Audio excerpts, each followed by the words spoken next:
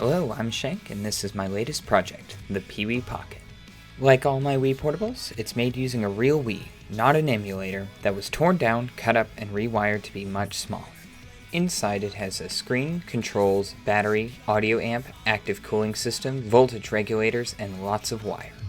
It has perfect compatibility with both Wii and Gamecube games natively, since it's running on real, original hardware, not an emulator.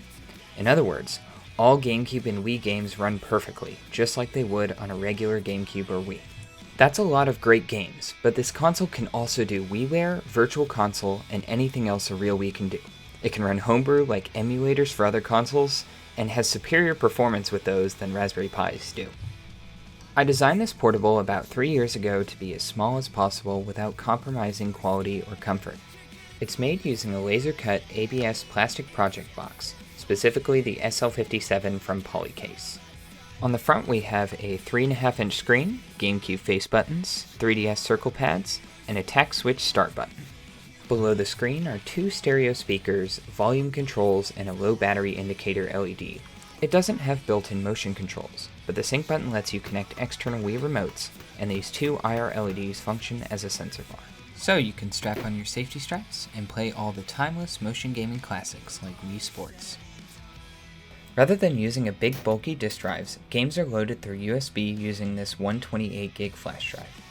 The Wii's other USB port can be used to connect USB accessories, like a Gamecube adapter for extra ports. The PlayStation-style shoulder buttons have been dual-tack modded for analog functionality. Pressing lightly acts as a full analog press, while pressing a little harder hits the tact switch underneath and acts as a full analog and digital press.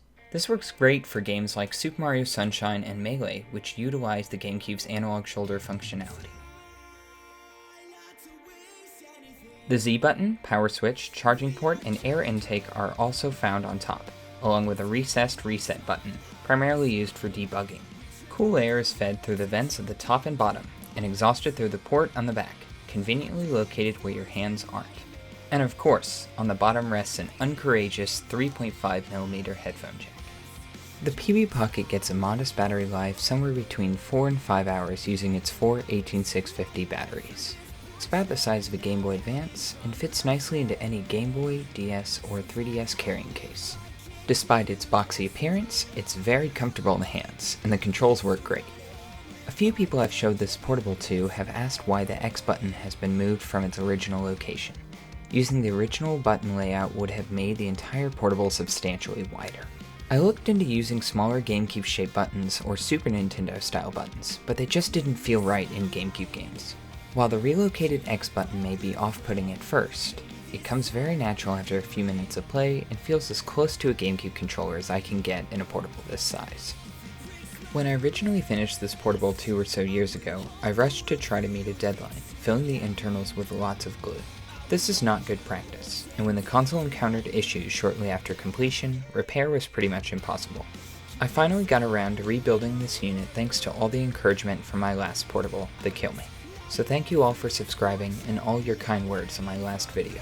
I read all my comments and reply to as many questions as I can, so be sure to let me know what you think down below. Making a portable costs hundreds of dollars in parts and many, many hours of work. It's a labor of love, and I really enjoy doing it. If you have any friends that enjoy GameCube or Wii games, I'm sure they would appreciate you sending this video their way. If you want to see sneak peeks at my work-in-progress portables before I post videos, check out my Twitter and Discord server in the description. I learned a lot about electronics and making portables in the 3 years since I designed this unit.